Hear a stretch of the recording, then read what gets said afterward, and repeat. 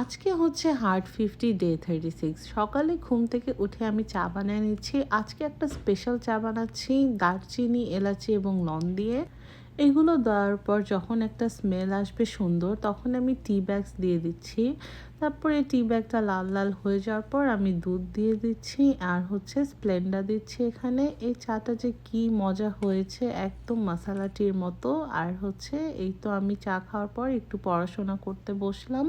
আমি আজকে সকাল থেকে শুধু চা বিস্কিট খেয়ে আছি, কারণ আজকে আমরা যাচ্ছি একটা চাইনিজ রেস্টুরেন্টে। রিদিদার খুব ইচ্ছা করছিল চাইনিজ ফুড খেতে, অ্যান্ড এই জায়গাটার রিভিউ এত ভালো ছিল, and it did not disappoint.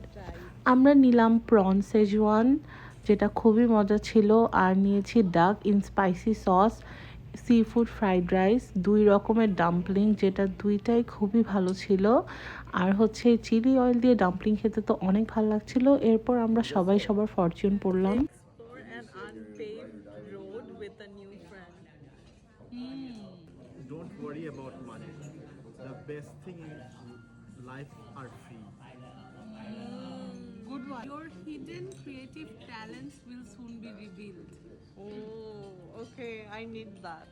এখান থেকে আমরা গেলাম অনেক সুন্দর একটা জায়গায়। এটা হচ্ছে merry and bright at Martini town. এটা হচ্ছে it's a really big Christmas event, and প্রত্যেকটা ডিটেল এত সুন্দর ছিল, এত ভাইব্রেন্ট ছিল। Here we have the Grinch, আমরা তার সাথে ছবি তুললাম। তোমরা ডেফিনেটলি এই জায়গাটা ভিজিট করতে পারো হলিডেজের মধ্যে।